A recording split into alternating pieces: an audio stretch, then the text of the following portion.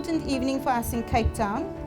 I'd like to thank National PSYSSA for asking PSYSSA Western Cape to host or to find a venue for this important occasion.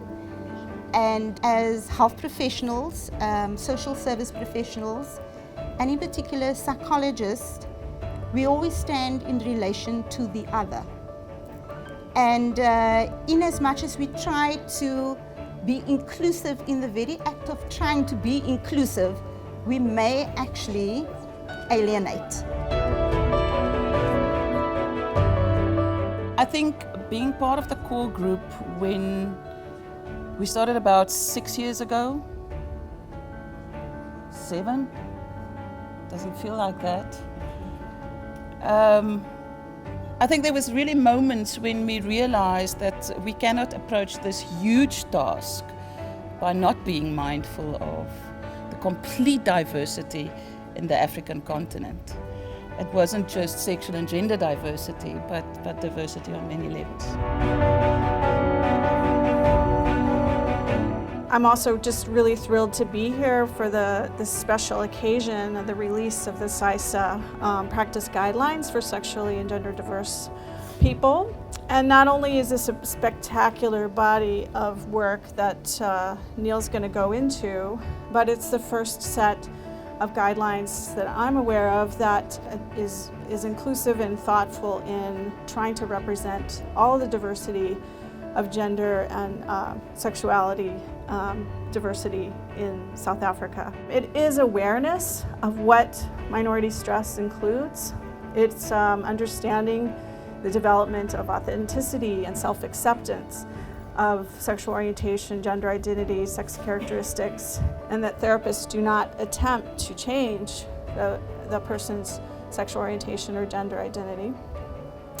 And some of the ways that we work with affirmative therapy is managing stigma, coming out, discrimination, obviously family relationship concerns, intersectional stressors, spirituality, religion, and health concerns. You wouldn't believe it, some of you, but I'm actually an introvert. No, really, seriously. And I'm saying this for those of you in this audience who want to explore their extroverted side. Just do like me and talk for 15 years about sex. Then you will become an extrovert, I promise you. So you saw the 12 guidelines. Just some touching on some issues maybe within each of those that's maybe important. Intersectionality we found to be a particularly useful tool to conceptualize, to think about, to hypothesize about around discriminations. And it's also in the training we've done, we found it particularly powerful as a way to help people in a relatively simple kind of but an easy to understand conceptualization or tool to start thinking around kind of the impacts, for instance, of stigma and discrimination.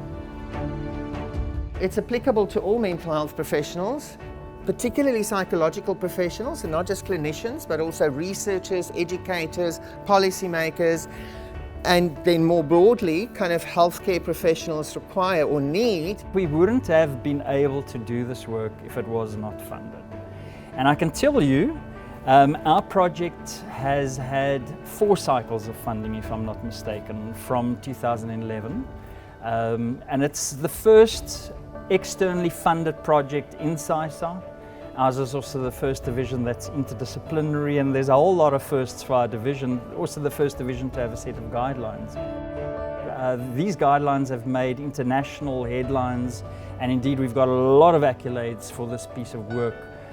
So PSYSSA, I think, is happy that they trusted us with this process. PSYSSA is the nationally representative largest psychological association in South Africa, and indeed the work that has happened in the sexuality and gender division is very much a PSYSSA product, and PSYSSA claims it very well, and we're very happy that they claim it. So this is work that we gladly give away.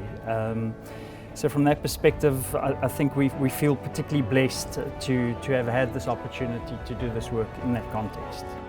I do a lot of work in the African continent internationally, and somebody once came to me and said, yo, Delene, you don't beat around the bush, do you? I said, well, it depends whose bush it is.